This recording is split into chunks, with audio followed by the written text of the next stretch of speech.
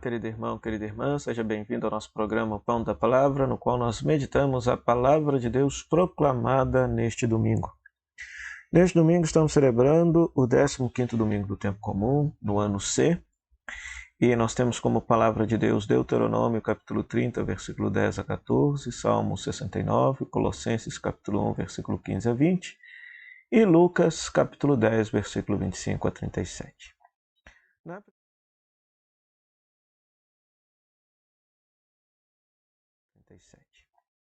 Na primeira leitura nós temos justamente do livro do Deuteronômio, o discurso de Moisés para o povo de Israel prestes a entrar na Terra Prometida, dizendo que a palavra de Deus, as orientações de Deus, as ordens de Deus não são difíceis de praticar. Esta palavra está bem ao teu alcance para que a possas cumprir.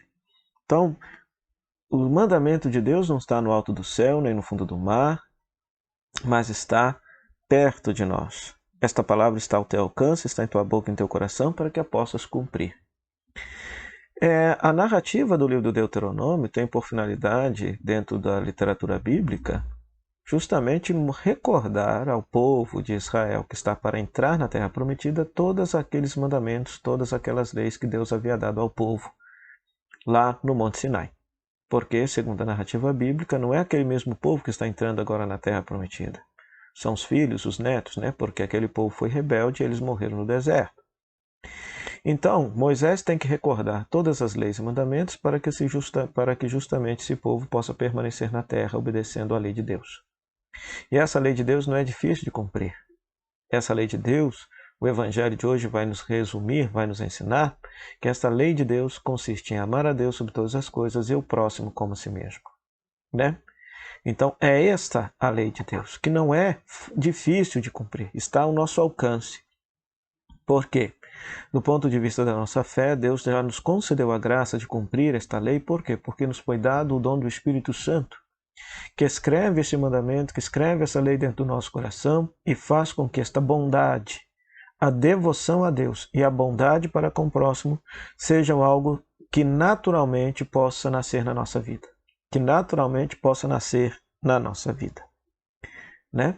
Então, no Evangelho, nós temos essa cena conhecida, que nas nossas Bíblias muitas vezes é chamada de o bom samaritano, ou o samaritano misericordioso, que Jesus conta essa parábola deste samaritano que salva esse homem da morte diante de um mestre da lei que perguntou a Jesus o que ele deveria fazer para cumprir a vida eterna, para chegar até a vida eterna.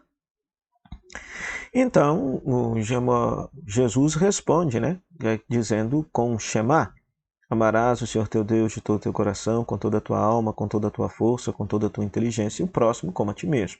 O Shema, mas acrescentado um versículozinho do livro do Levítico. O mestre da lei então questiona: quem é o meu próximo? E aí a parábola ilustra: próximo é todo aquele do qual eu me aproximo, porque Jesus, a rigor, não respondeu quem é o próximo. Para a religião judaica, para a tradição judaica da época de Jesus, o próximo seria um outro judeu. Mas na parábola nós temos um samaritano que era alguém odiado pelos judeus, que salva a vida desse judeu. E pasme, na parábola, um sacerdote e um levita, judeus, compatriotas daquele homem, não fazem absolutamente nada por ele. Ao passo que alguém que é considerado um inimigo do povo de Israel, um inimigo do povo de Deus, alguém que sofre preconceito por parte do povo de Deus, salva a vida daquele judeu. Um samaritano. Ou seja, aquele samaritano cumpriu o Shema. Por quê?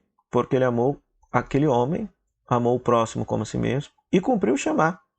Porque amar o Senhor teu Deus de todo o teu coração significa decidir verdadeiramente por devotar a vida a Deus. Amar o Senhor teu Deus com toda a tua alma, com toda a tua nefesh, significa amar a Deus com todas as suas circunstâncias, em todas as circunstâncias da sua vida. Tudo fazer para a glória de Deus.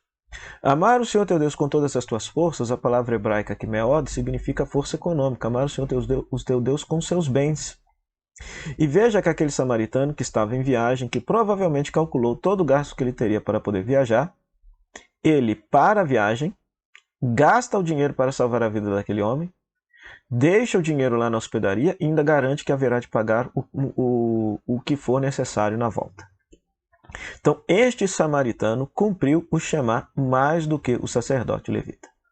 Então, essa palavra, então, em primeiro lugar, nos faz pensar, né? Quantas vezes nós, cristãos católicos, acusamos, apontamos o dedo para outras pessoas de outras crenças, outras religiões, dizendo que elas estão afastadas de Deus, ou até mesmo numa ousadia estupenda, alguns chegam até condenar essas pessoas aos quintos dos infernos, e na verdade elas podem estar cumprindo o mandamento de Deus muito mais do que a gente. Muito mais do que a gente. Né? Então, esta parábola verdadeiramente nos faz pensar, essa parábola nos faz questionar, essa parábola nos faz perceber que quando as pessoas têm uma profunda devoção a Deus, seja em que experiência religiosa for, e uma profunda devoção e cuidado para com aqueles que estão caídos à beira da vida, à beira do caminho, essas pessoas estão cumprindo a palavra de Deus. Essas pessoas estão cumprindo a vontade de Deus em suas vidas. Então, isso é fantástico. Essa parábola é simplesmente assim fantástica, é uma preciosidade que se encontra apenas no Evangelho de Lucas e que neste domingo deve nos fazer rezar essa circunstância.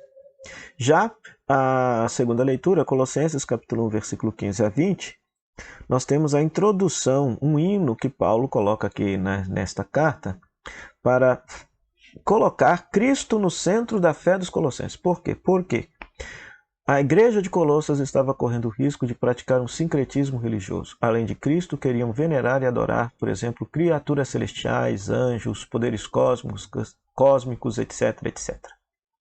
E Paulo escreve justamente essa carta para colocar a centralidade da fé em Cristo. Que os colossenses devem adorar somente a Cristo. Cristo é o único Senhor, Cristo é o verdadeiro Deus e só a Ele deveriam adorar. E deveriam adorar. Então, por isso que ele vai afirmar que tudo foi criado por meio dele e para ele. Então, esta segunda leitura aqui deve nos fazer rezar o seguinte: será que nós, por exemplo, na nossa fé, na nossa piedade, a gente tira Cristo do centro e coloca outras coisas? Às vezes, por falta de uma formação, por falta de uma catequese, as pessoas acentuam muito mais a devoção aos santos do que, por exemplo, o seguimento de Cristo, a adoração a Cristo, a leitura do Evangelho, a prática do Evangelho. Né? Às vezes, agora tem uma nova onda de superstição entrando aí dentro da igreja, que são os chamados cultos de cura. Né? Por quê? Porque parece que as pessoas querem pragmatizar a religião, instrumentalizar a religião. Então, quando se tem uma celebração de que se anuncia que Deus vai fazer curas, milagres, etc., aquela celebração enche. Ao passo que a celebração tradicional, que é o mesmo santo sacrifício da Santa Missa, o mesmo Cristo ressuscitado está ali presente, ou seja, as pessoas não buscam tanto. Né? Ou seja, é outra forma de superstição, é outra forma de descentralizar Cristo, é outra forma, eu diria, de desfigurar aquilo que é o propósito original de Cristo, porque Cristo quer o nosso seguimento. Cristo quer que a gente viva como ele viveu, ajude aqueles que ele ajudaria, defenda as causas que ele defenderia. Né? Então, que essa segunda leitura, Colossenses 1, 15 e 20, nos faça rezar isso, a centralidade de Cristo na nossa vida. Cristo é o centro e tudo mais é acessório.